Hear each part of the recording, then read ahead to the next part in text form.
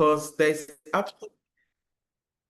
that's because there's absolutely nothing we do, whether as civil society organizations, as government, whatever it is, that if journalists, if media practitioners are not doing the things that they do, we will just be working in our cocoons and nobody will know what we do. So I am taking this time to also say thank you and well done to all the journalists, to all the media practitioners here, wherever you are from. We truly, truly appreciate and salute your work. Thank you. Shola, forgive me. You would see that I tweaked this topic a bit. When I was preparing this slide, I was like, okay, yes, data-driven storytelling, but for what? We said for GBV. But not for gender-based violence, it's for gender-based violence prevention and rest. Like I said, please feel free to ask me in relation. And really, it's a conversation, telling. But not just data-driven storytelling, but data-driven storytelling that relates to gender-based violence, but not just gender-based violence, the prevention and the response to gender-based violence. So that's what we want to talk about. The lens through which we will have that conversation will be our Womanity Index. That's Invictus Africa's Womanity Index, which is an annual report that we do, a data-driven report. And when I was preparing this slide, I also introduced one other data-driven report that we recently did that complements Womanity Index and that can help with storytelling. I should also lay as a background that while we are using Womanity Index as the example for this presentation, there are other data-driven reports from reliable sources, from credible sources that can be used also for storytelling. I acknowledge that there is nothing I say today that will be new, right? That will be new in the sense, permit me to shut my door. That will be new in the sense that from the work that I have seen in terms of journalistic work in Nigeria, I have seen a lot of use of data, right?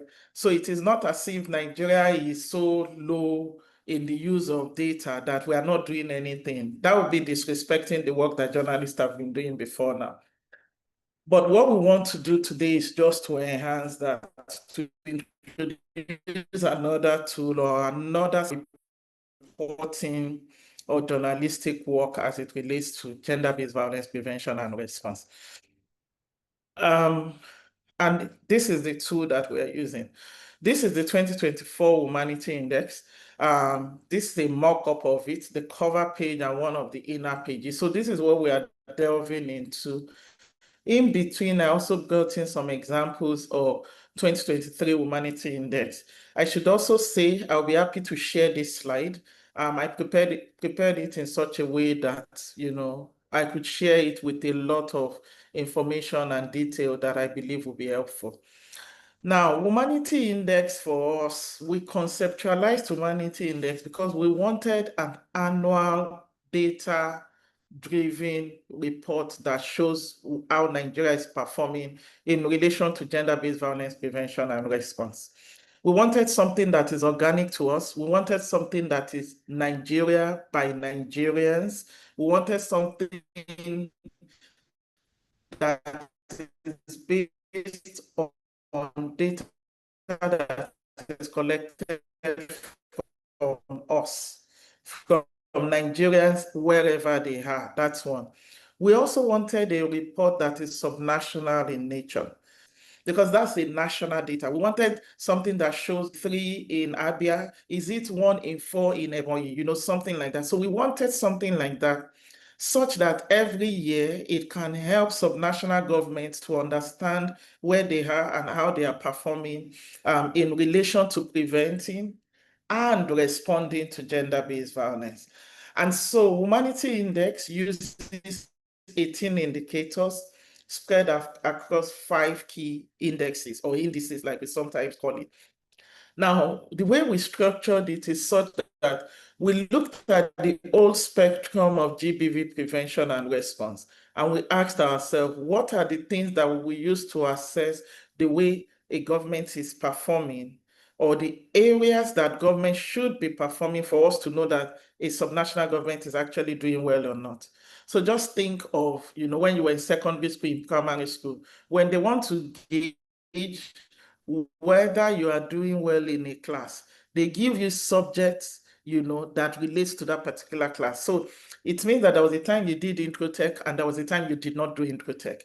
And when you did intro tech, it gravitated into something, or it pushed towards something, so that's what we decided to do with Womanity Index. Laws and policies, access to legal justice, support services, information and awareness, budget and spending. Those are the 5 indices that we use. But you see, under each of these index, we then, broke them down into indicators. We were careful not to have too many indicators that, it's so difficult for us to, start looking for, which one relates to this. We compressed everything to these 18 indicators. Now, the report is designed in such a way that it serves as a reliable, gender-focused database, in Nigeria. It addresses accountability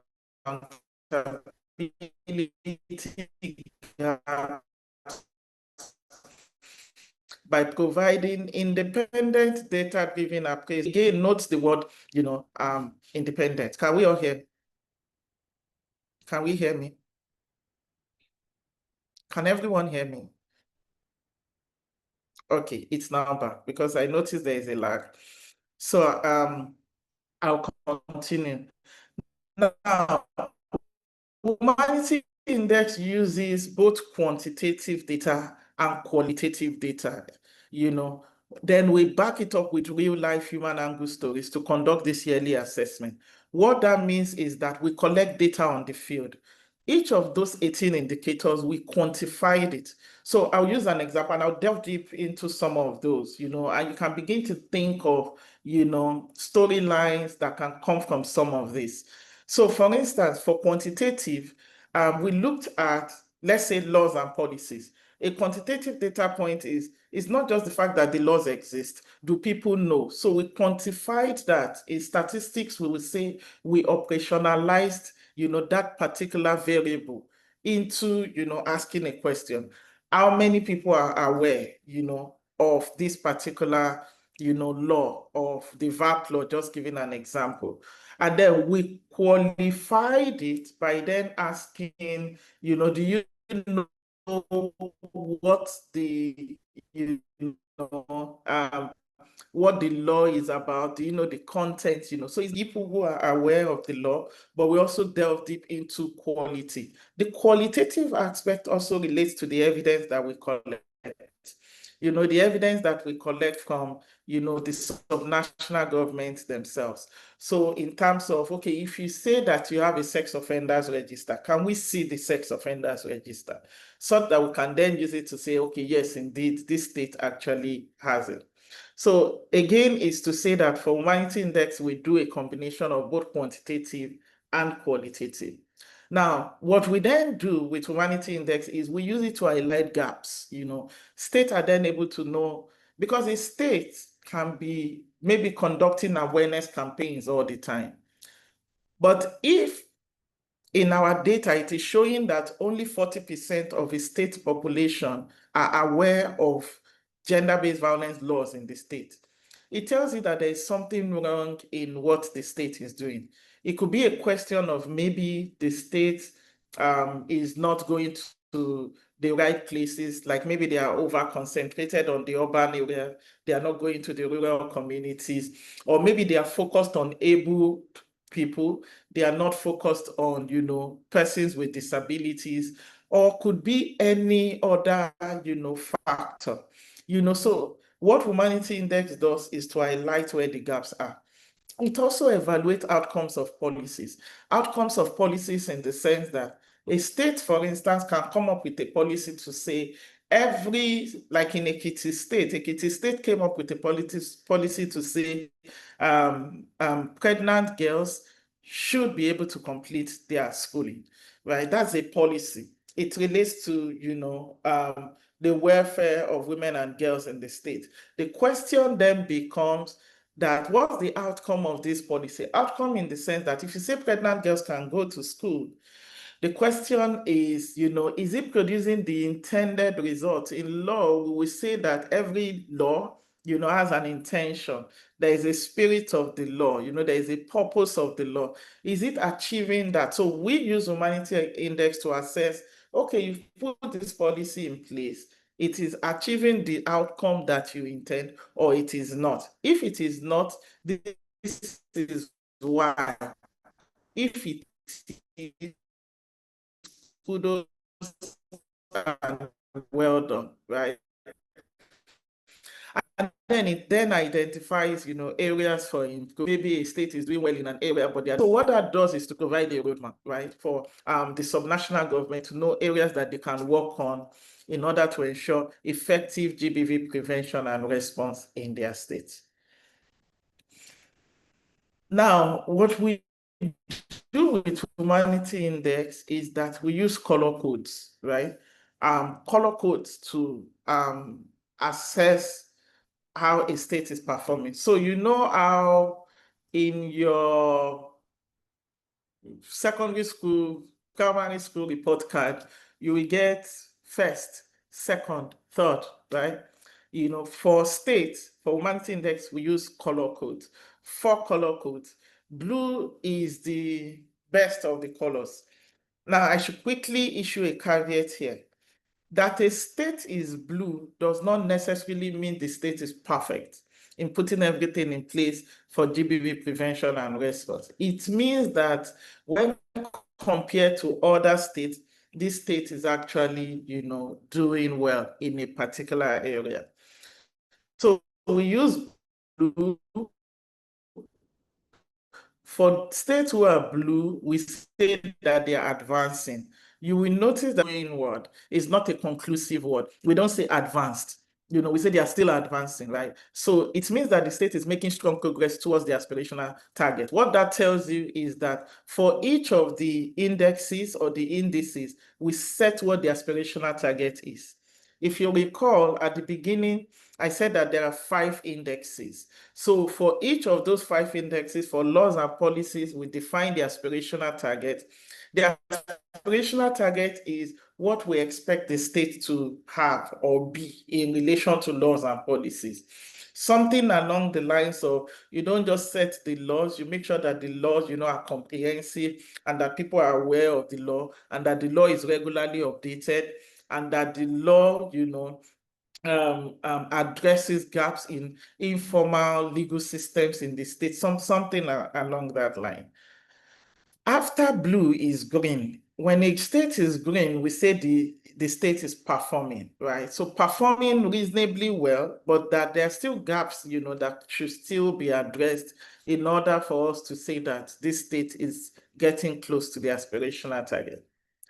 A state is evolving when it is amber. That means that the state is taking gradual steps towards improved performance in reaching the aspirational target. And then finally, a state is red. When we say a state is red, we say the state is struggling. When we say the state is struggling, it means the state is red. It means that the state is facing major challenges that prevent, progress towards the aspirational target. I should quickly say here that you recall that I mentioned that there are 5 indexes and that there is now the overall. We use this color code for those 5 indexes and we use it for the color for the overall grading. What that means is that a state can come out overall green, but the state is blue in law and policy, just giving an example. Or the state is amber in access to legal justice, just giving an example. So that means that a state is overall blue does not mean that they are blue in all of those 5 indexes. Now, I decided to put this slide so that you have a mental picture of the back end scoring and grading that we do for states.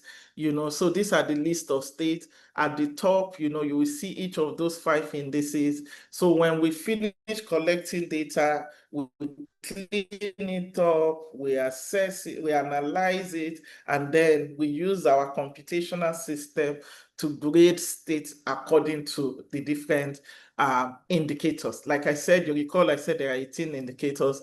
Those are the 18 indicators that are lined under the indexes. And then from there, we're able to calculate the overall grade. So this is computerized in such a way, or calculated in such a way that once a state hits a particular score, the color automatically changes to what that state is supposed to have. And this is what we use to produce the annual Womanity Index. So I got this in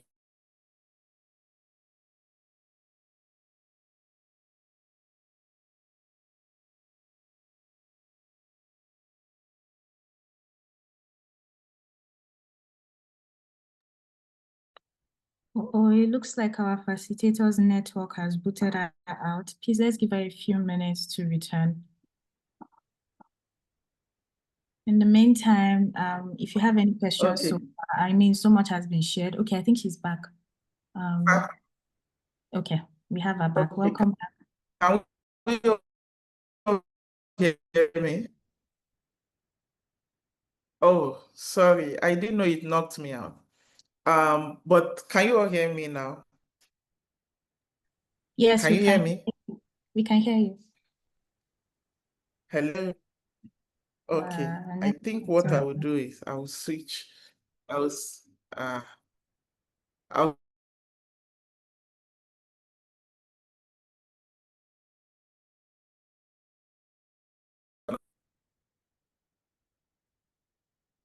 Can you hear me? Okay, I'll switch to another internet. I think it should be good now. Okay. Okay. Let me reshare my screen. Thank you, Peter. I can see your thumbs up. Share. My apologies for that. Can you see my screen now? Yes, we can. It's okay, fantastic. I'm sorry about that. So I don't know if you all heard me when I explained this particular slide. Did you hear that part before it went off? Yes, ma'am, we did. Okay, all right. Okay, so just wanted to show you the back end stuff. Okay, now that said, let's now, so I've spent time to talk about Womanity Index. I'll still be referring to Womanity Index in everything that I say, but now I want to now talk about where the story is, how you can find the story in the numbers. One thing that we usually say here at Invictus Africa is that behind every number is a human experience. Behind every percentage is a person. Behind every number that you see, there is an experience of someone that is shaping that number. If it is 5, there's an experience of someone, and the experience could be positive and it could be negative, right? So,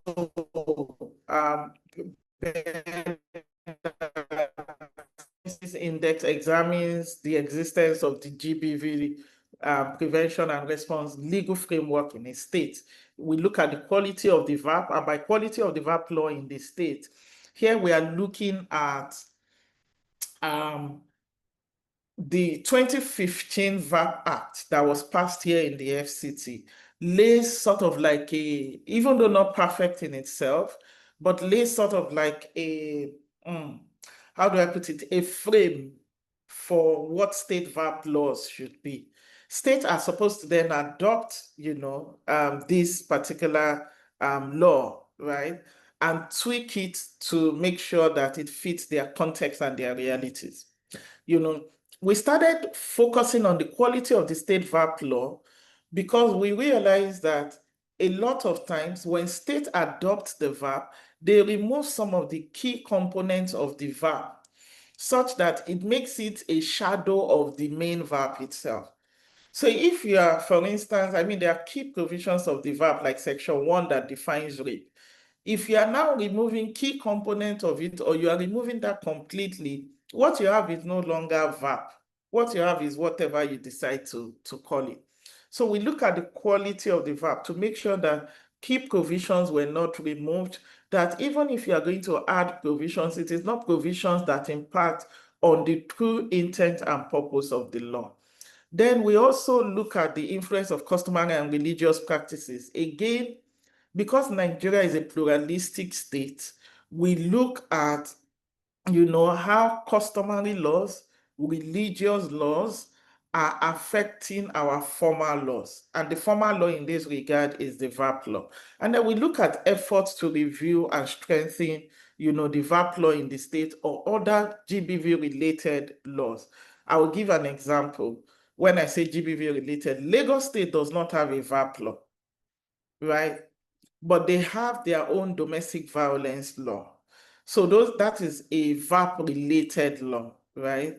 Ekiti State had their own domestic violence law before the VAP came, and then when VAP came, they aligned. Lagos is in the process of trying to do that as well. Now, where the story is in this number, and I'll show you some of the numbers, right, is that most states have, laws and policies that address gender-based violence. An example is the fact that all the 36 states and the FCT have the VAP except Kano State. But note also, again, this is where stories can come in. Note also that even for the 35 states that we usually count that have passed the VAP, 4 of them have not gazetted it. And we know the impact of gazetting. It is gazetting that allows the law to be operationalized or to be used in a particular state. So you look at Borno, Jigawa, Katsina, and Kogi. Those 4 states have passed the VAP law, but they are yet to gazette it. What that means is that the people in the state can still not use the law. The court cannot rely on it. It also tells you that even for those that exist, which is why I'm just going to mention the VAP implementation survey report that we recently produced. One of the things we found is that implementation is lacking. A lot of people don't even know the law exists. So another key challenge, other than the challenge of awareness, is that even though people hear of VAP, how many people really know? And this is where journalists can also come in. You know how you do your Vox Pop and you do your, engagement with people in market and local communities, and then you can just ask them, have you heard of the VAP law? You will be shocked. Because if people that the law was made for, if they don't know about the law, how will they use it? How will they know that it offers better provisions than pre-existing criminal laws that we have in Nigeria, i.e. the criminal code, the penal code, the Sharia penal code, and other criminal laws that we have in Nigeria. Now, another thing in relation to where the stories can come are the provisions in the law that needs amendment. One key area, which was what was used, in the recent amending the VAP law, debates that we had, is the issue, for instance, of penalties. For some of them, once you pay 100,000, 200,000, then you are left off the hook. So the question then is, for somebody who, for instance, sexually assaults someone, does it mean you can just pay your way out of that particular offense? And then there are also provisions in the VAP law that doesn't align with today's realities. I mean, we've also talked about technology facilitated gender-based violence, or what we sometimes call online gender-based violence. How do we position the VAP law to be such that it is holistic in nature to cover all other forms of gender-based violence? Since that is the most comprehensive law, like we say, to address, gender-based violence. So there are stories in issues around implementation, in issues around awareness, in issues around provisions that needs, just one aspect of it, and then you storify it by linking it to human angle stories can also help us. So take, for example, here we use the widowhood practices laws. Ebonyi states, like there are so many states that have specific widowhood practices law. The question is, it is one thing to have that law, but do people know, what the law stipulates, the content of the law? Is that law being enforced? What are the lived experiences of the widows in a particular state that has such kind of law? Can we see the experiences of the widows align with the provisions of the law? And if yes, what made enforcement successful? What structures can support success, and where success exists, what structures support those successes? And if not, what are the challenges? What are the gaps? What are the barriers? And what steps can states take to address them? Those are then areas that we can use, this is just laws and policies. Now here, I've gotten some of the data for laws and policies that we have in relation to Womanity Index. On this screen, on your, if you are looking at your screen, the one on your left, and you will see it under it. It has Womanity Index GBV 2023. The one on your left is the 2023. The one on your right is the 2024. And I brought this together just for you to have an idea of how things change. We asked the same question over the last 3 years. We'll be producing the 2025, we're in the process of producing the 2025 Womanity Index, and it will be out in December. We'll be launching it in December. You are all invited. We extend the invitation to you. But then, if you look at, for instance, the first question that says that, are you aware of existing laws and policies that address gender-based violence in your state? You will notice that in 2023, 39.1% are unaware. But when you come to 2024, the one on your right, you will notice that 42% of Nigerians are unaware of the law. It even increased in terms of those who are unaware. And then you look at, okay, do you think customary or religious laws and/or practices are sufficient in preventing and responding to gender-based violence? You will notice that in 2023, 48.3% said yes, it is sufficient. 39% said yes in 2024. What this means is that there are people who still prefer to take GBV cases to their umuadas, their community networks, to their pastors. They believe that it is sufficient to address it, not the formal laws, which should be, quote and unquote, the normal process that people should go through, especially because gender-based violence is a crime, right? So you will see how the data, differs.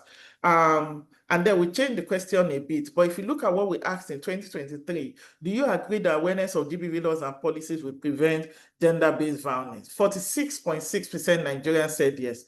We tweaked that question. We asked, do you know of anyone who has been convicted for GBV-related offense? You will see here that, 68% of people said yes, that they know. So I'm just giving this example. I mean, just the first part on awareness is a major story. The part of people preferring customary or religious is another story on its own.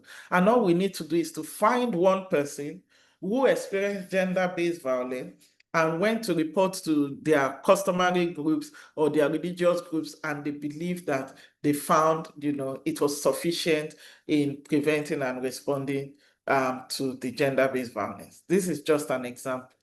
And so when you find those kind of stories, you can then back it up with this data, to say Victor Sapka's Womanity Index says that, blah, blah, blah, That is laws and policies. Access to legal justice. Here, like I said, we examine reporting. Does the state have reporting and referral pathways? Do people know where to report to if gender-based violence happens? What's the prosecution? What's the investigation process? Is it easy for people, the enforcement of it, even the witness protection? Even for people who cannot afford lawyers, for instance, is there legal aid? Are there specialized GBV courts in the state, or are there dedicated GBV units? And we also always recognize the informal, justice system, legal system in a state. Those are the things that we look out for. Now, for example, under specialized gender-based violence court, or dedicated GBV unit, a journalist can attend, for instance, one of the proceedings. And when you attend the proceeding, you are able to see where the gaps are. For instance, the location of the specialized GBV court can be a story on its own. So let's say in a particular community here in the FCT, there's a specialized court, but the specialized court is located somewhere inside Buhari, just giving an example. And giving an example that is the only, specialized court we have in the FCT. The story point there is the question of, for instance, what's the population of the FCT? What's the population of the FCT that will need access to that specialized court, which will be the population of those who are at risk of gender-based violence? And then you calculate the distance. The distance can be, it will take, maybe 3 hours to get there coming from the center, just giving an example. And then how does that impede access to justice? That's a storyline. Again, humanize it in such a way that, you find someone, who, because of where a court is located, or maybe because of even the processes in the court, or maybe because of, not having access to a lawyer, even though we say we have legal aid services and that they are in all of the states, how many people, enjoy those legal aid services? How many people have access to free lawyers? Are the lawyers really free? Is legal aid really aid? Those are points that we can storify. Again, I've got in data to show. Here, you will ask the question in 2023, where would you seek justice if you or anyone you know experienced gender-based violence? 23.3 Nigerians said they would prefer the informal justice system. That's their traditional or religious or community groups. 72.3% said they will seek the formal justice system. But you see, this 23.1% is a worrisome figure. That there are people who would rather, go through a crime, but they will not go through the formal system. When we ask that same question in 2024, you will notice that 29% said that they would prefer informal justice system. That tells you that the figure increased. But you will notice where a change is here. 65% in 2024 said that they will, apologies, the light went off. 65% said that they would prefer the formal justice system. That tells you that there is a decline, right? In 2023, it was 72.3% that trusted the formal justice system and that decided that they would prefer that. But in 2024, it reduced. We don't know what the 2025 is because we are currently cleaning up the data. We also asked the question, if you witness gender-based violence, for instance, if you witness gender-based violence, would you feel safe, serving as a witness during investigation? 55% in 2024 said yes, they will feel safe. But if you look at it in 2023, 60% said that they will feel safe. It means that, that figure reduced in 2024. What that tells you is a storyline along the gradual loss or the gradual loss of faith or trust in the system, that as a witness, the system can protect me. That's just an example, And then, do you think that the informal justice system in the state, I mean, these data are there, and I'll make this available and I'll show you where you can even interact with the data much more, right? That's access to legal justice. For support services, this is another area of storification for GBV, data-driven reporting or storytelling. For support services, we look at things like availability of shelters, of sexual assault referral centers. We look at GBV reporting and referral pathways. We look at whether there are, survivor support systems in the place, including the informal systems. Why this is important, and also for the access to legal justice is, whether we like it or not, there is always informal system. The question for us usually for informal system is, are they aligned with the formal system such that it doesn't insult the experience that people have, that survivors have gone through, right? And possible storylines here explore that you can explore includes, accessing the availability of the support services. We've a lot concentrated on SACS, right? But even at that, we've not done enough stories on sexual assault referral centers. I mean, our reports usually show the states that have SACS. ROLAC, for instance, releases information on the number of SACS that we have. One of the things we have pushed for is that there should be at least one SAC per local government so that it serves a particular population. A lot of states don't have SACs. And even for states that have SACs, that sexual assault referral centers, they are located in far distant, location that people cannot access. And so you want to look at not just the availability of these support services, you want to look at whether they are inclusive. Can persons with disabilities access them? Is it easy for them, to go to, even for women and girls, for people in rural communities, and things like that. So that is support services. One area of support services, I was evaluating a report during the night that we are currently working on, our state VAPLON. And one area of support services that we see in some of the states, is in relation to ensuring that people can get free medical services at the general hospitals, such that as a survivor of sexual violence, let's say somebody has been raped, can you walk to a government-owned hospital and get free medical services? The free medical services is first that they examine you, and then they're able to produce reports in case you need it for prosecution. They're also able to give you like immediate, medical support, like, drugs for STIs and things like that. We see that in many states that is not existing. Only few states, less than 5, actually have that system in place where a survivor of gender-based violence can go to a government-owned hospital to get those immediate instant medical support. That is yet another storyline. Again, I brought in some of the data. Do you know, or have you visited any active shelter or SACS in your state? 68.9% of Nigerians said no. It means they don't know of any SAC, they don't know of any shelter, they don't know of where they can go and get support. That's in 2023. In 2024, Nigerians said no, that they are not aware.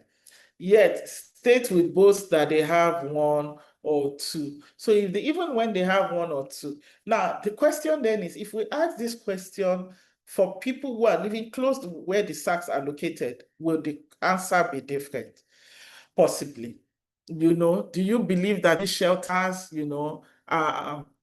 and or SACs are effectively functional? And then you see all of these questions. By the time you interact with this data, you will see so many points. The beauty of this data is that this is 2023, 2024, the same questions we asked for 2025, and we are doing a 3-year trend analysis so that we can see where things are changing, how things are changing, if any. Information and awareness is the 4th one, the 4 of 5 one. And here we want to assess, the availability of simple and accessible gender-based violence communications materials, such that also that covers every information that people know in relation to preventing and responding to gender-based violence. Here we are also looking at the integration of comprehensive sexuality education into the curriculum. Right from school, they are better equipped to be able to prevent or to be able to guide against gender-based violence, right? And then the use of equally accessible and user-friendly communication. Where the story is in these numbers is that, Journalists could investigate the effectiveness of the IEC materials in the state. You know, you want to make sure that you pay attention to, for instance, are there more IEC materials? And by IEC materials, we are not just talking about the printed version. Like you print flyers, people rarely even read flyers now. I mean, just put yourself in the shoes of someone that is just passing by, they give you a flyer, the chance that you will throw it away is there. But are we using billboards, for instance? Are we using the internet? Are we using social media? Are we using, you know, on the ground, you know, information and awareness? Are we using transistor radios? Are we using medium that people can access across Nigeria? When COVID-19 happened, you all will recall that one of the things that happened was education moved online. But that brought about, you know, the gap in access to technology. While many children in private schools, you know, could access those internet services, many children in rural communities and villages could not. What were people using? People were using radio. In fact, I read the story of someone who would pick those stories from the from online and, you know, put it in his or her phone, and then go to a community, set up a speaker, and sit the children down and play it. That's their own access.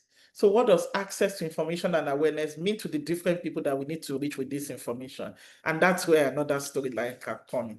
You know, is there over concentration of information and awareness in the urban area as against the, you know, and less in the rural area? Are there more information and awareness during March 8th, Women's Day, during 16 days of activism between November and December, or during, you know, specific International Day of the Girl Child, October 11, you know, are there specific activities around particular days, or is it consistent?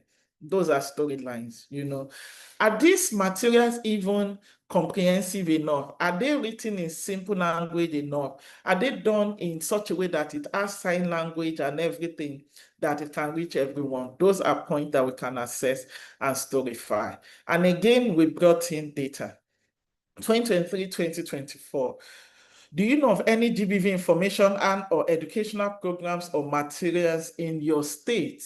51.5% said yes. That is in 2023. In 2024, we decided to remove the not sure option.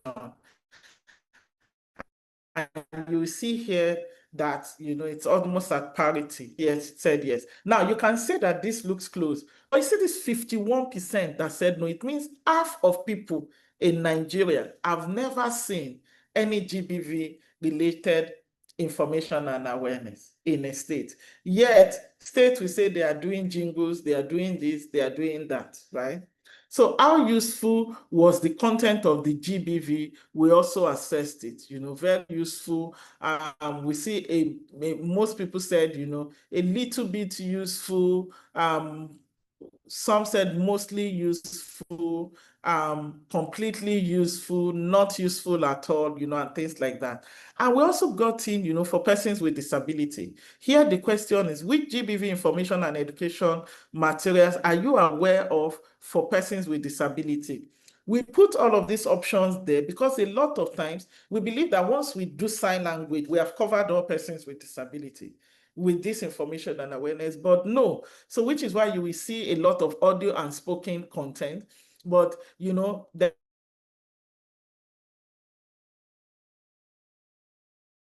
visual content, simplified messaging, you know, screen subtitling and all of that. You will notice that a lot of times is going down in terms of how well we are reaching persons with disabilities. The final part is the budget and spending. And here we focus on, you know, the budget performance of a state. That means we look at the allocation versus what was released and spent on gender-based violence. And per capita spending we look at how, you know, states allocate and spend on gender-based violence prevention and response. For 2024, for instance, is it 2020? Yeah, for 2024 Womanity Index, which is based on budget of 2023, we realized that the average that was spent is 168.2. We actually even did a video on this, we storified it, and then we said that if 168 naira cannot buy a cup of rice, how come it is sufficient? A state thinks that it is sufficient, to be able to spend this for GBV prevention and response per person. What we did with this data was to focus on just the Ministry of Women Affairs. And that is because they have the primary mandate. We recognize that not just the Ministry of Women Affairs has the mandate, Ministry of Health, Ministry of Education, Ministry of Information, Ministry of Justice, they all have the mandate. But what we did was to focus on Ministry of Women Affairs because they have the primary responsibility. You see, this 168 naira is a story point on its own, right? And this is the average. For some states, if you look at the trade, and I'll show you the data, for some states, it is just 8 naira per capita, per person, right? So stories that you could explore here include which state allocates budget for GBV. We found that many states don't have specific budget line for gender-based violence prevention and response. Some lumped it, but most don't have. Another is to look at, how much is allocated and is the amount sufficient? Another story point to look at is how much of the allocation was actually spent. Again, it's not enough to allocate, we must spend for the right thing. And then what this does is that this lens helps journalists to spotlight the disconnect between policy commitment, i.e. budgetary policy commitment, and actual investment to GBV prevention and response. Again, the data. So if you look at this data, I'm showing the 2023 and 2024 Womanity Index. What we usually do is to assess the 3 years preceding, the 3 years prior. And so if you look at the 2023 Womanity Index, just look at 2022, you will notice that, look at the budget performance versus the per capita. You will see state, for instance, if you look at Plateau State, you will notice that Plateau State per capita spending on each woman or each person is 34 naira per year. That means you have 34 naira to spend. Now, that 34 naira is like when you want to cook a goosey soup. That 34 naira is the combination of how much we used to buy gas, the egusi, the pepper, blend it, the oil, like everything. It means everything that needs to be done is 34 naira. River State has 22 naira. That is an oil producing state. Cross River has 7 naira. Right? If you come to 2023 budget, you will see for instance, I mentioned 8 naira, it was Cross River State. You will see 8 naira. Kwara State is 13 naira. You go 8 kobo.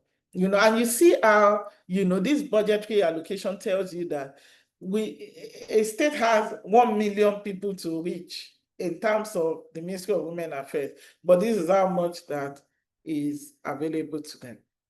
Again, this is, so finally is to just show you, based on all of this, how do we then turn this data into stories? And this is the one slide that I have to discuss this, to say that we've recognized that gender-based violence is a national crisis in Nigeria. What data does is to move the conversation, is to move your stories, is to move your publications from just, emotions towards fact. It helps you move it from emotions towards accountability. It helps you move it from emotions towards change, right? And then while numbers make problem real, right? Stories make the problem human and relatable. So we are giving data, we are giving numbers, but who are the human beings behind those data? So if we tell you that 70% or 50.7% of Nigerians are not aware of the VAR, what that tells you is that there is a human being somewhere. Can we find one human being and storify and make a story on how just the knowledge of the VAR can equip this person, can embolden this person, can increase the confidence level of this person if they experience gender-based violence? So numbers make the problem real, but your stories make the problems human. It makes the problem relatable. When we say 1 in 3, sometimes it looks too far-fetched. But when we say that, Shade in social community experienced this, but is not aware, we begin to connect it to a real human being. This is why it is crucial, to bring both data and human angle together. Now, journalists are key. They are key players. You all are key players in shaping public discourse and holding state accountable. So when you amplify GBV issues beyond, campaign advocacy, and we can spotlight gaps, we can inspire reforms, and we can push for sustained action. Now, importantly, there is a story to tell. Under each of those 5 indexes, stories, that combine human experiences to drive change. Now, Womanity Index provides, nuanced data. We've given an example of some of the things that we found. But one key thing you should know, just to boast of the quality of our methodology, is that, for instance, in 2024, under our GBV context, it shows, that the home is the most dangerous place. The home is where gender-based violence occurs a lot. And I'll show you some of the infographics. This aligns with the UN report that's on femicide that says that the home is the most deadliest place for women and girls, right? And this is not just emotions. Data proves this, right? And I will show you. So in essence, Womanity Index present reality of gender-based violence across Nigeria. And it shows that while GBV is a national crisis, its manifestation and response vary across states. These are possible story angles, policy and practice, law and practice, Yes, the law says this, but what is the practice? We can also spotlight solutions and best practices from state on each index. That a state is a red state does not mean they don't have something to offer. So don't just look at the fact that this state is a red state, they don't have anything. They could just be doing one thing that is good and we can spotlight. We usually use Lagos a lot because Lagos has the DSVA, but there are other, states that is just doing one thing that we can storify as a best practice solution. We can also do comparison between states, compare state X with state Y and see what they can learn from each other. Through our Womanity Index peer learning session, we bring states together to learn from each other. A few months ago, we did a field trip, or what somebody in the office called excursion, to DSVA. We went there to go and, that's the Domestic and Sexual Violence Agency of Lagos State. We took people from, I think 11 or 13 states, I can't remember, just to go and learn what they are doing. We can also identify accountability stories. Like, okay, this was budgeted, but was it released? Was it spent? You made this promise, was it followed with? You can also track commitment over time. How a state improved or regressed, our tracker, for instance, helps us to put together promises, commitments, policy commitment, campaign promises in manifestos and everything in relation to women and girls. And these are things that we can also draw from. Tips on framing your data-driven GBV story: spotlight survivors' experience alongside the data. The data is not enough. Make sure that there is a human being somewhere there. There is a human that centralizes that story. That way people can relate. People may not be able to remember 1 in 3, but people will be able to remember, Laraba. They will be able to remember Kauna. They will be able to remember Basirat or anyone, right? Secondly is humanized statistics. Behind every percentage is a person. I mentioned this. And compare Nigeria's commitment, e.g., our commitment to the Maputo Protocol, to the CEDAW, which we signed in, I think, 1979, with state level performance. So all of this international commitment, compare it. And these are just examples. There are so many angles that you can bring in. And these are just infographics that I just wanted to show you. In our 2024 Womanity Index, we got out some data points for each of those indexes, and you will see it there. So for instance, 18 states achieved 75%, blah, blah, blah. You will see our, let me see if I can. So here, for instance, you will see that in 2024, we found that 2 in 3, that is 63% of Nigerians have experienced, gender-based violence themselves, or they know someone who has. And then we've gotten some of the states. This is a story on its own.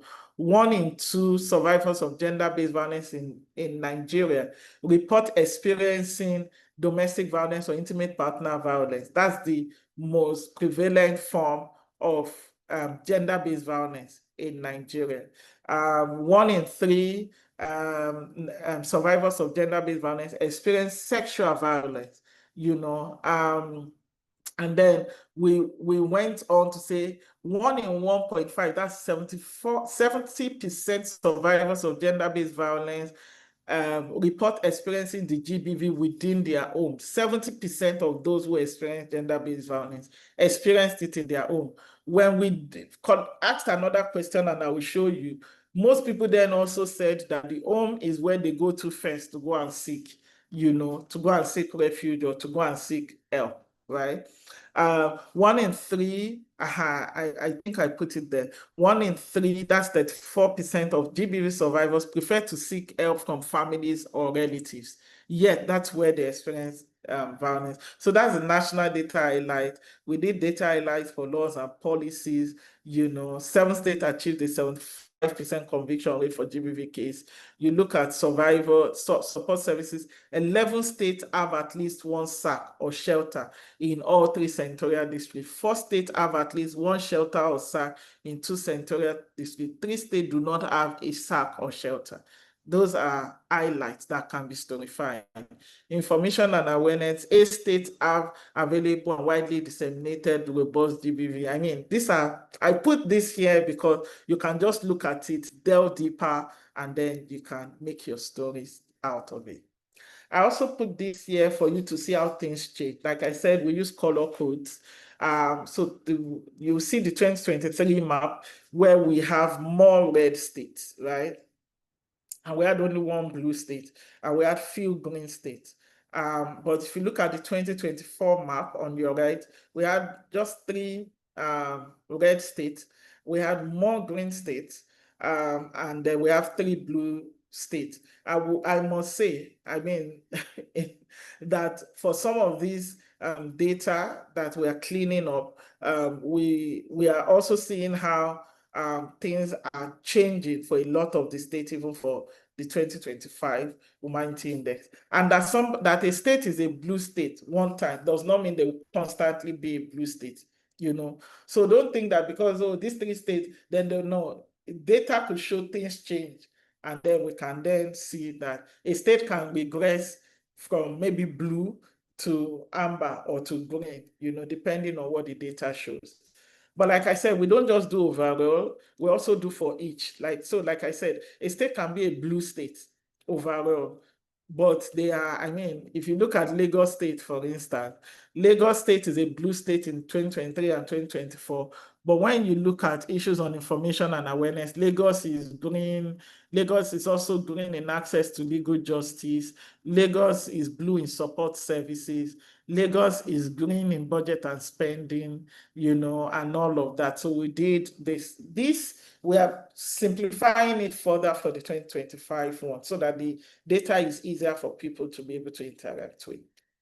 I also put in this for you to see some of the GBV context. So we have asked 5 key questions. Have you experienced gender-based violence? What form did you experience? Where did you experience it? Where did you seek help? And why did you choose where you sought help? I put this here so that you also know that we have data available for each state. So I just put for Abia and Ondo. So for instance, in Abia State, 53% of people in Abia State have experienced one form of gender-based violence or the other.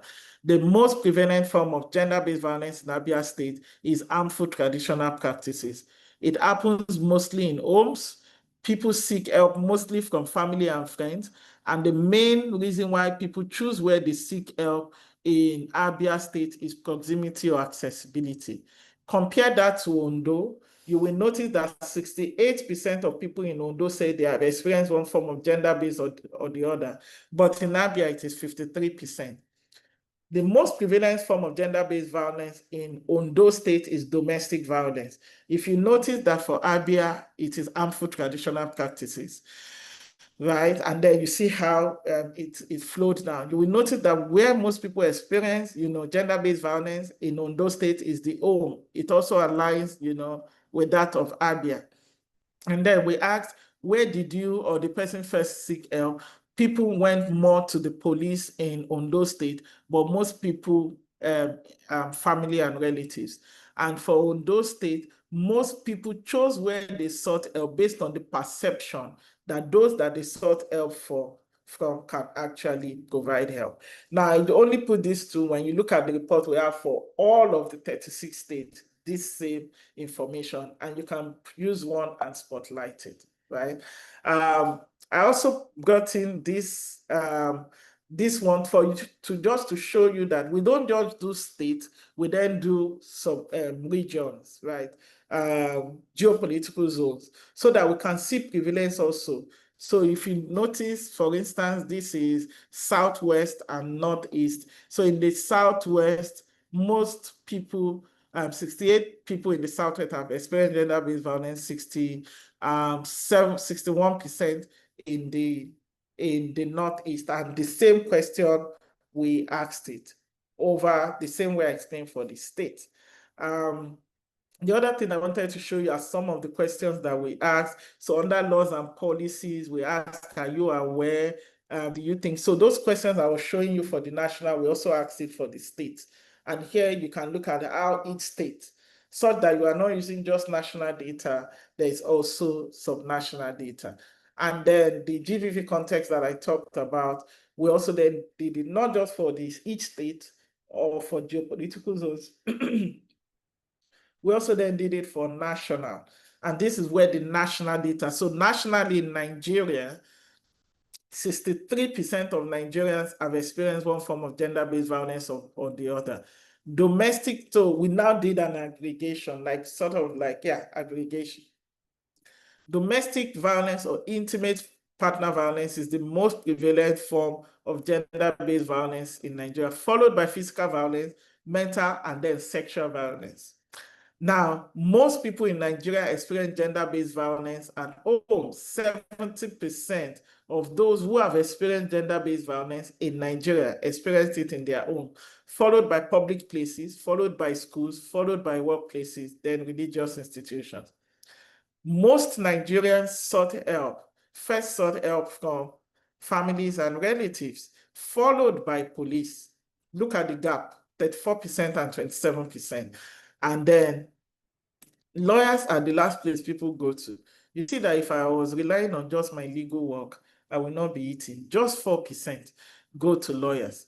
Now, where did you or the person chose where to seek help? Most Nigerians chose where to seek help based on trust, 37%, followed by the perception that they could help, right? So those are some of the data. And finally, I'm bringing this, and I'll just mention it, that this is our report, data-driven report on the implementation of the VAP over the last 10 years. We've done the national one, and we're currently doing for the states, compiling the report, but we have data to show, how the VAP law is performing. Are people aware? What's the enforcement mechanism? And so many others. And we use data and we visualized it to make it easy for you to use. So my call to action, or our call to action, our call to action is first, please, you can turn the Womanity Index data into stories. And like I said at the beginning, Womanity Index data is just one. There's other reliable sources. But I mean, Womanity Index data on GBV is our own. We did it ourselves, in-house. In every report, you can read the methodology. It's there, and you can question us and ask us to clarify. Cite the Womanity Index data whenever it is used. Please, What this does, it helps us increase the citation rate of Womanity Index, and that will help us further justify why there is a need for it. But beyond that, it is also for you to be able to acknowledge the source of the data. Ford Foundation supports Womanity Index, and they constantly tell us that since we started Womanity Index, most people, they've been seeing more people quote Womanity Index in justifying some of their projects and programs, and even outside of programming and projects. Ask deep questions from duty bearers, right? When you engage them, you journalists engage them in different meetings, use this data to ask them questions. We notice that in your state, blah, blah, blah. Ask them deep questions. And for demand action, right? When you ask them questions, demand action, demand accountability. And finally, as journalists, we can also track changes. In 2024, it was like this. Now it is like this. In 2024, it showed that fewer people with disabilities know about the VAP. It is now like this, and then track and you can report the change. And on that note, I would like to say thank you. It's been an amazing time sharing all of this, and I'll be happy to take questions and comments. Over to you. Thank you so much. That was so packed. I myself have so many questions, but I'm going to open the floor to everyone else so that we can get this going. I believe we've all learned so much. And the Womanity Index is so complex, but the way she broke it down and all the story ideas, I hope that we're all getting this insight, and we're already thinking of all the stories we want to tell. Some people already dropped some questions in the chat box, so I'll start with those. But if you have questions, please raise your hand and I'll unmute you so you can ask. I see 2 hands up, Amaka and Favor. So those will be the very two first people. But if you have a question, please raise your hand, I'll unmute you. We'll take 5 questions and others can drop in the chat box. And then after those 5 initial questions, we'll take more. From Oluwakemima, she's asking if the Womanity Index has data points that shows the states with the most prevalent intimate partner violence. And her second question is, how did you arrive at the conclusions and the sample size? To follow that, please, I just wanted to ask, because I'm sure a lot of people want to ask that as well. How do we access this report, and how do we use the tool? Like, how do we access it, and how can we download some of the information and use in our stories? And is there a particular way to cite the Womanity Index and Invictus Africa, or is there a free for all? Yeah, those are the first questions, and then we'll take Amaka and Favor. Thank you.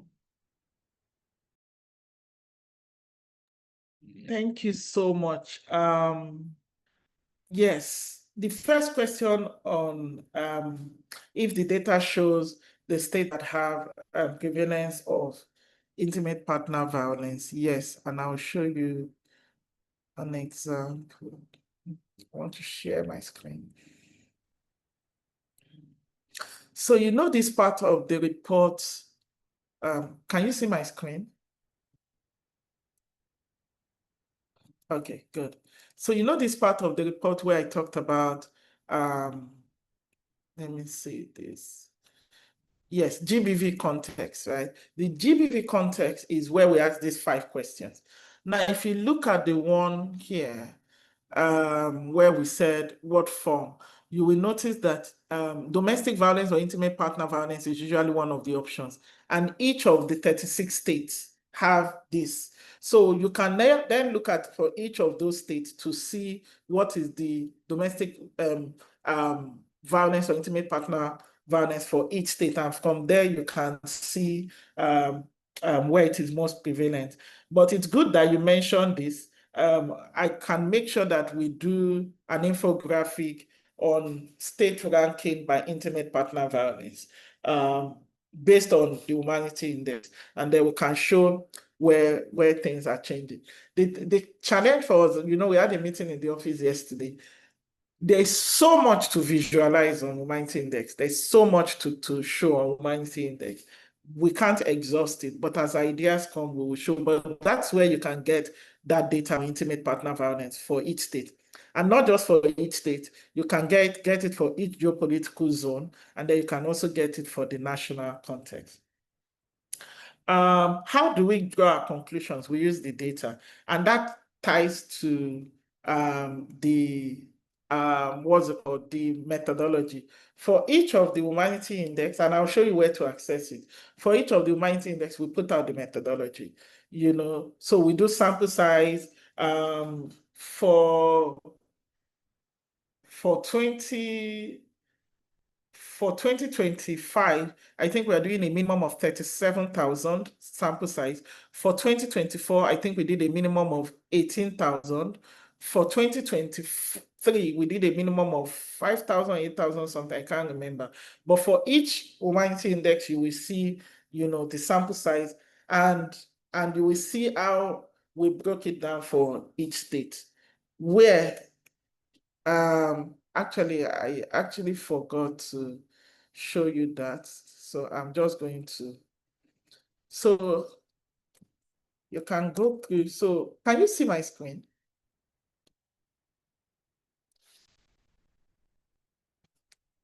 Can you see my screen?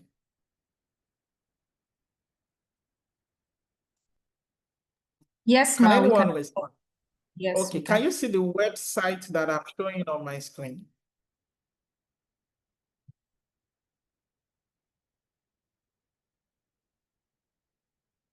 Can someone answer voice? It will help me because I can't see can you see the website I'm showing on my screen? No, we can't see the website, ma. Maybe, please, can Oh, you maybe stop and reshare so that it refreshes? okay. I think I know what the problem is. Give me a second.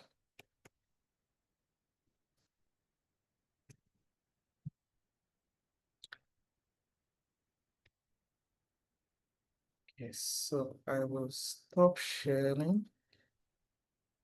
So let me see if I can share. Can you see my screen now? Yes, we can see it now. Okay, you can see the website. Yes, ma. Okay, good. So this website is Invictus Africa website, which is basically, Shola, please type the link on the group. So which is basically invictusafrica.org, right? And so when you come down here, you can either go through our data lead, or we have a dedicated page for Womanity Index. So you can say, so here, for instance, watch Womanity Index dashboard video. With this video, you can see how to navigate the dashboard, right? But let me see. So it's a 4-minute video, you know. So this is the dashboard. I'm still going to talk to you about it.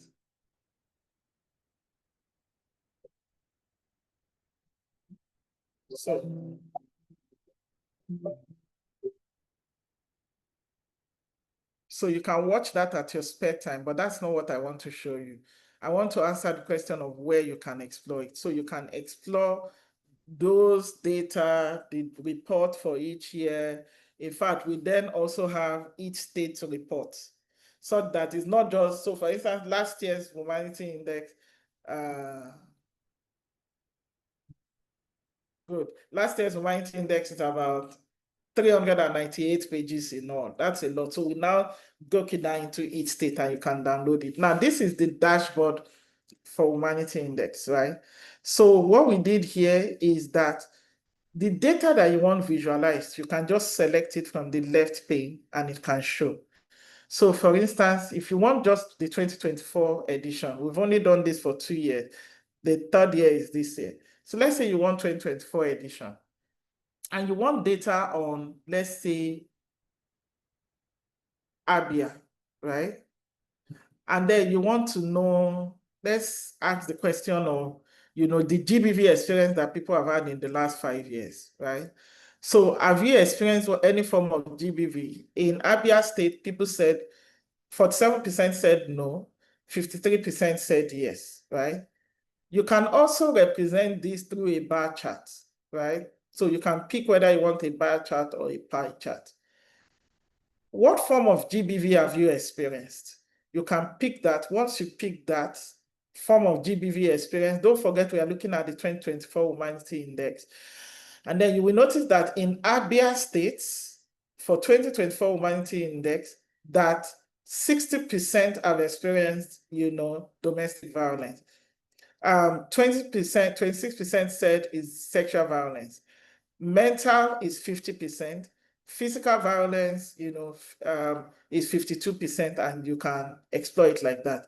If you want the same question for, let's say, Delta, we've picked Delta now, you will notice that for the same question, the data has changed. You can also represent that through a pie chart, depending on which one that you want. You can also compare states, which is why we just included this functionality on correlational analysis, where you can pick. So let's say we want to pick in 2024, and you can pick up to three years, right? But let's just say in 2024 alone, we want to compare data in Abia and then compare it with data in Cross River.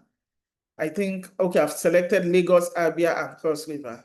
And we want to see, the different forms of GBV that was experienced, right? So you will notice that in Lagos is blue, right? So in Lagos, 93% said they have experienced, what's the question again? So GBV experience, have you experienced GBV in the last 5 years? So here, Lagos, 93% said yes in Lagos, while 7% in Lagos said no. If you look at Abia, which is the green one, you will notice that it's 53% in Abia. Yes, 53% no. And then when you look at, so you can even just use this to see how states vary, right? In terms of, and you can combine. One improvement we are making here, which we are still working on, is that at the top here, the question you asked here will be showing at the top here, so that it's easy for you to know exactly what your data is visualizing. The question on, and then we have interactive map as well. So this interactive map, so let me use Kaduna as an example.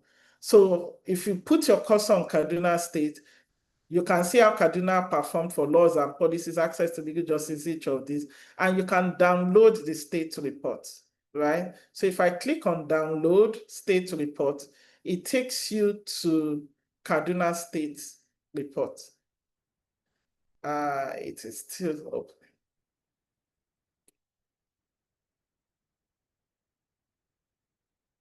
So this is Kaduna State report. And so you can look at Kaduna State, still download this. So it's,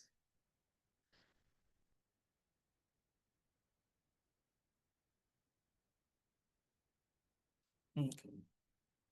I'm using my phone internet, I guess that's why. But I mean, so like I said, we extracted each state report. Good. It has finished uploading.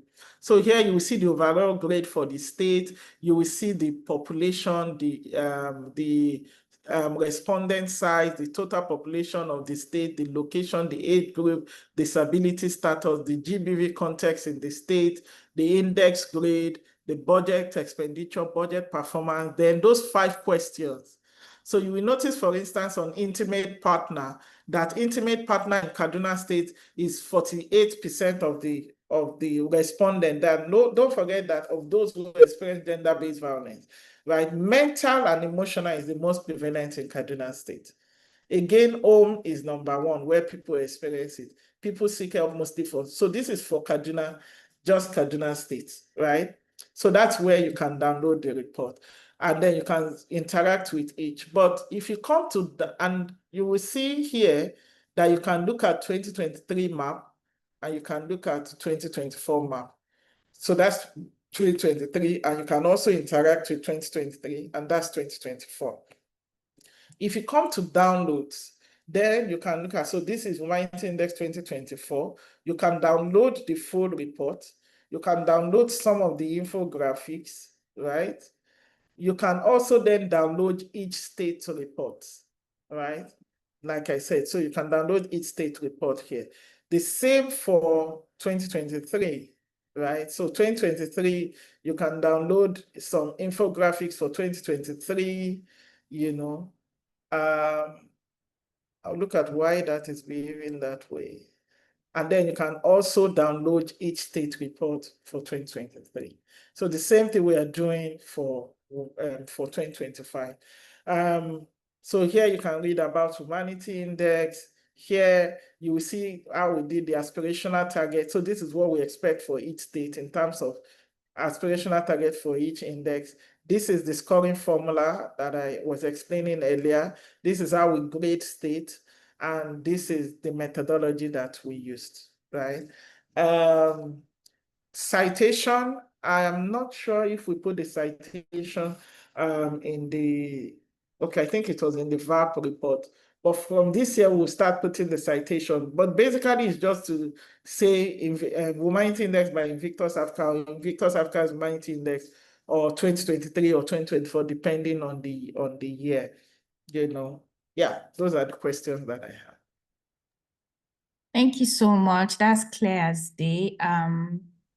We're going to take more questions now. And again, if you have more questions, raise your hands or drop them in the comments in the chat box.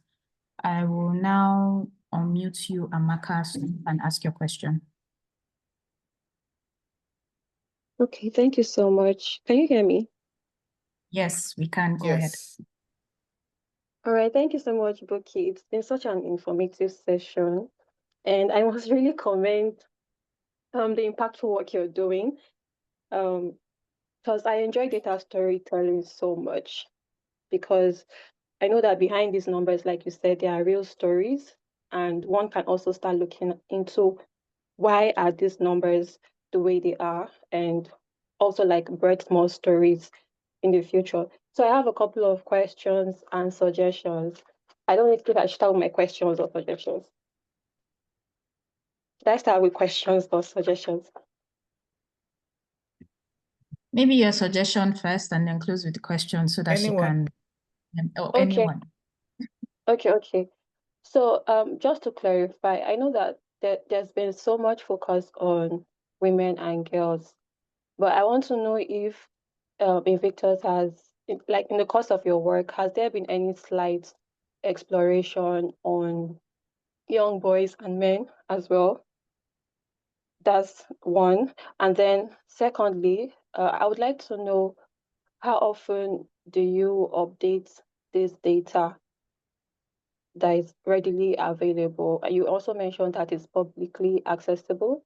And how do you ensure that there are no biases in the data, like during your approach or when it's being analyzed? That's the second question.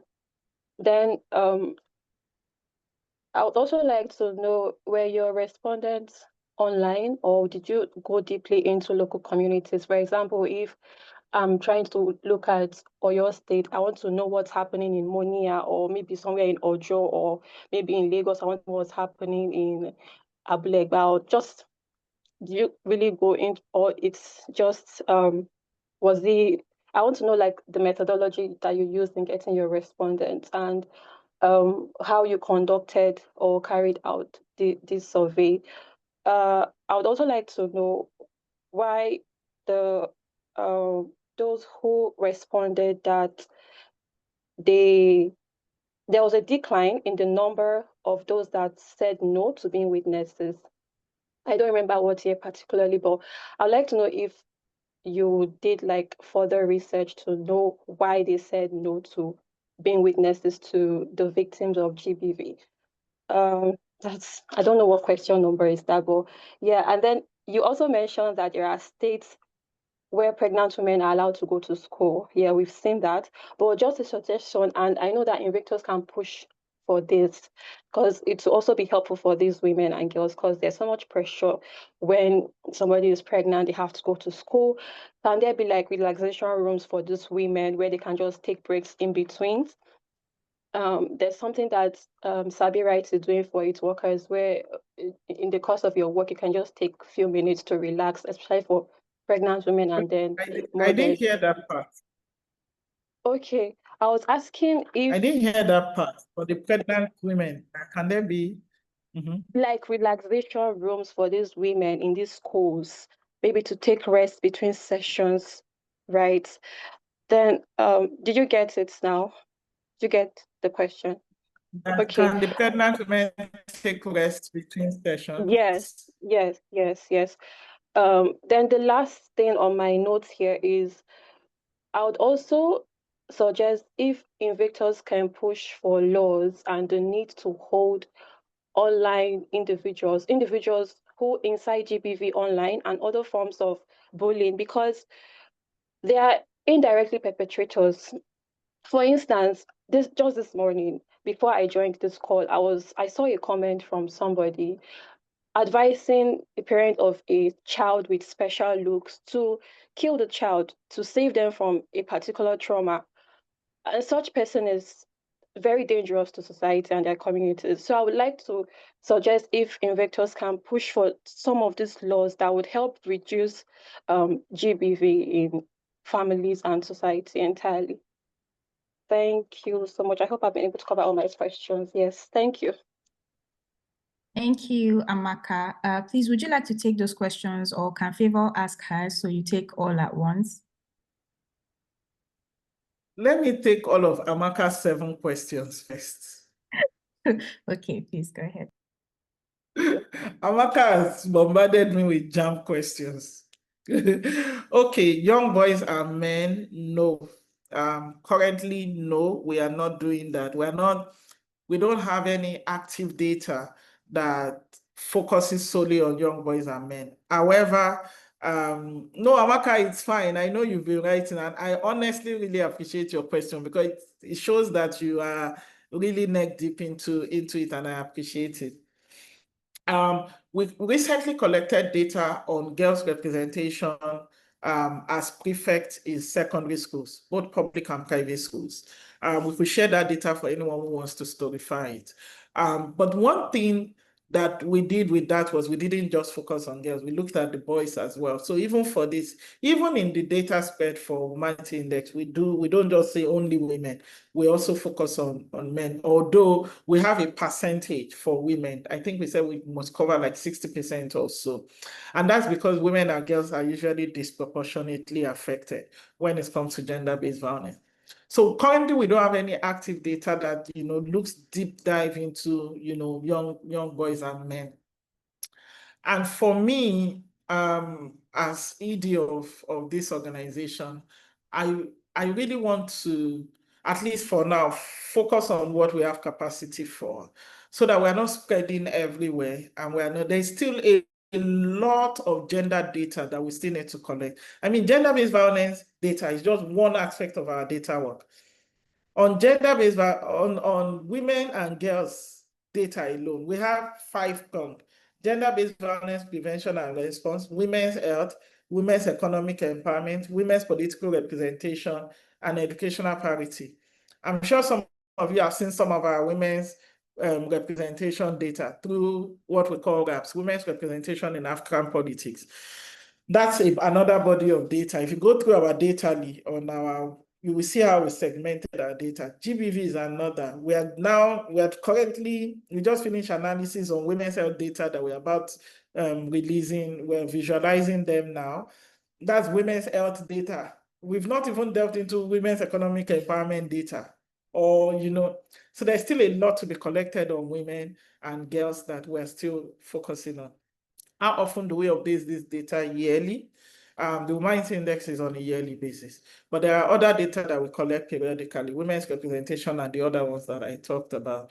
And so what you have there is the updated one for 2023 and 2024. Once we finish cleaning up an analysis for 2025, we will put it there as well. For this year's Womanity Index, we're not just now doing 2025 data, we're now doing a trend analysis over the last 3 years to see what data is showing as well. So we update it on a yearly basis. In terms of how do we ensure that there is no bias in our analysis, that's a very good question. First is there is limited subjectiveness in terms of the data analysis from our own part. We work with 37 state researchers, those we call state research consultants for Womanity Index. They are spread across all the 36 states and the FCT. We engage them as data collectors, although they are at the consultant level. So they are not like young data collectors that will now go on the field. Now, what we do is they collect data from both the demand side and the supply side. The demand side means that they collect data from the people. Are you aware? Have you seen this law? Have you experienced any gender-based violence? Blah, blah, blah. So we collect from them. We also collect from the supply side. So there's a supply side component of Womanity Index data where the data collectors go to the relevant ministries, agencies, and departments to go and collect evidentiary data, qualitative data, evidence of some of the things that they said they have, and then we use that to do the analysis. That way we reduce our own subjective analysis wherein bias could come in. Respondents, are they online or local communities? No, they are not online. They are all in local communities. Our methodology for the Womanity Index is such that we mapped out where the researchers should go, such that first for each state, we cover all 3 senatorial districts. We cover, depending on the population of the state, we cover certain number. I think we standardized it for this year.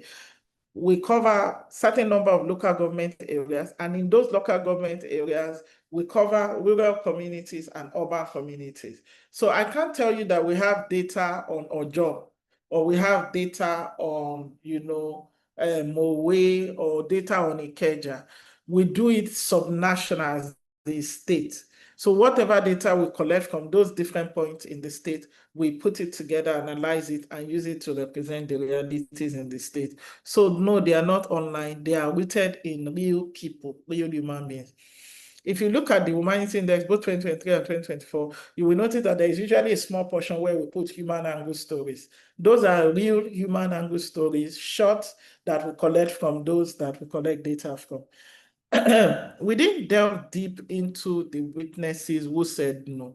They were part of the questions. Again, there's only a limit to how deep we can go. 2023 Womanity Index was 200 and something pages. This year, last year was 398 pages. And I don't know if any of you saw the report that people don't read UN reports. So we had a long meeting in the office yesterday where we told ourselves, how do we make sure that people read Womanity Index? That we don't want to do something so bogus, so technical that people don't read. Can you all hear me? Can you hear me? Yeah. So that UN report on people not reading UN reports, it was a major call for us. And again, I mean, if I celebrate my colleagues, it is because they are doing well. Thank God Shola is here. Like, Shola is doing an amazing job to make sure that our reports don't end up as just reports. She breaks it down, make sure that we visualize properly, and then the visualization, she turns it into stories. She sit on my neck to make sure that I come for sessions like this, she just to make sure that our data or our report are not just online or in places where people cannot access, that we find ways to make sure that people know about it. So witnesses, no, we didn't go deep, and that's because, again, there is only a limit to how far we can go. But this is where stories and journalists can come in to say, if the data says that, let's say 50% says that they would rather not be witnesses, we can then storify it to say, okay, we'll find someone who have experienced, who have witnessed GBV, and then say, okay, you witnessed it, why didn't, and then make a story out of it. That way we are giving life to that data that Invictus has, and we are humanizing that data. Pregnant, yes, can they rest in between? These are policy amendment issues and by extension advocacy issues. Again, there's only a limit to what NGOs like us can do, but thank God we're all in the civil society bucket. Again, this is where journalists can come in. Don't underestimate the power of a story. One story from a journalist can change a whole law in a state. I mean, you've seen how one story alone changed many things. Can you hear me? So if, for instance, we have stories of pregnant girls who are enjoying this policy, because the policy is for a particular intent or purpose. So they are pregnant girls, and then we talk to them about what challenges are you having, experiencing, or enjoying this. Oh, I'm enjoying this policy. With this policy, I can go to school, I can complete my education. I wish there's water in the school. I wish I'm not sitting in one place for a long time, and all of that. So once we storify the story of one person, can you hear me? Once we storify the story of one pregnant girl who is enjoying that policy, and we use that story to highlight, yes, the policy is good, but these are other ways that we can improve the policy for holistic impact and for it to achieve the intent and purpose, then journalism is also helping us to block the holes. There's only, again, limit to see if NGOs can do their bit, identify and advocate, but we can also storify and use it to push. Bullying, again, the same principle applies, tied to a what's it called, a data to say, okay, this is the percentage of bullying, or you can just pick that image alone and use it for a story. When you use it for a story, it also gives us tools. So it's as if we're exchanging tools here. We have the data we're sharing with you. You are also stealing story you are sharing with us, and we can use your story to give life also to some of the data that we're seeing. But it doesn't mean that we're going to close our eyes or ears to this issue that you have mentioned. We'll look for it. I trust Shola will find a way to also, raise our voice on these issues that we are seeing. Amaka, I hope with this few points of mine, I have answered your 7 questions. Definitely, Ma, and I'm sure she can attest to that. Okay, yeah, she says yes in the comments. Thank you. We'll take one final question because we did say we're going to end the session at 12. So we'll take one final question from Favor. But please, if you still have questions, you can drop them in the chat box or you can drop them in our WhatsApp group and we'll find a way to make sure we get answers through Shola from Madam Buki. So Favor, the floor is yours. You can ask your question. Thank you. Okay, you can hear me now. Good morning. Please, can you hear me clearly? Yes. Okay, so thank you so much, Ms. Buki. That was really, really insightful. I've gotten notes already. And I've also gotten some story angles to work on from my own end. So I have a few questions here. And yeah, Amaka already asked, she already touched on one of the questions, which is that I wanted to ask how if you use open source data in your index, because we've had cases where government officials, okay, I have seen cases where government officials told me specifically that they have 2 data that they put out there, journalists. So they saying that they have 2 data that they put out there. They have one for themselves and one for the public. So this shows how much lies we consume, even as journalists, as public, because lies a lot without even knowing that these people actually alter some of these things to obscure the actual truth of the public. So so just to know if you use open source data, like if you use sources from NBS or other governments, government-driven agencies that cover on data, but you already said that you go there in person and you have people who go to local communities to cover to get this survey. So, but just to bank on that question, I wanted to ask, how do you, get data from women? Let's say, for instance, people in the rural areas. How do you get data from them? People who cannot read. Do we have people that talk to them, that interpret these questions for them, that they can answer to? I would like to know that. Basically, how do you conduct? Sorry, Favor, I can't hear you. Okay, is my voice just breaking? Me? Can you hear me now? Yes, I can hear you now. Okay, so please, where did you stop hearing me? So I can pick up from there. I'm so sorry. I heard your question on whether we get open source data, do we use NBS and blah, blah, blah. But I've not, Okay. if you have asked any other question after that, I've not got it. Okay, so I said that to bank on that question, I wanted to ask how you conduct survey. You mentioned that people go to rural areas to get data from women and all of that. How do women that are in the core rural areas, they can't speak English or even pidgin, like, do they have interpreters that, ask them these questions that they actually have to answer to, just to know how, handle women that are in the core rural area that can't even do anything? And also, like, how do we strike a balance between women in rural and urban areas? Of course, we have people who report GBV cases all around the world. And while I say that, but people in the urban area, I can say they suffer more because they come out to, document these cases. How do you strike a balance, to ensure that you represent people in both rural and urban areas and you don't focus solely or more to rural areas and abandon urban areas? That's the one question. And also, um, yes, this may be a bit funny or controversial, but it's more like, how do we, push for bills, the actual bills, because it's evident that in Nigerian Senate it's multi-patriarchal because you have more men there who organize laws, who pass laws for women. They are not women, but they pass laws for us. Of course, there are systems in place to ensure that women also have fair representation, right? But then I want to ask why some bills, like the bill for to castrate men who rape children, pedophiles, why do these bills get delayed? And is there a way, like, how do women push for these bills? Okay, how do people, because we have women that are even antagonize other women too. So how do people generally push for these bills? Because I feel like that bill is very important to me. I feel like it will go a long way in minimizing and alleviating the rate at which at which men rape people, and especially pedophiles, like, it to eliminate those controversial issues for me. Thank you, ma'am. Social voices, I like your audience. They don't come with one question. They come with bazookas. Because Favor has just asked me like 5 questions, But again, Favor, like I said with Amaka, thank you. It shows me that you guys are engaged and I love it. Because the beauty of anyone facilitating is you want to know people are engaging, they understand, and they want to take it further. First, open source. No, we don't do open source. We don't do open source at all. Loving you right back, Favor. No, we don't do open source. And that is because of our style of data collection. We go on the field.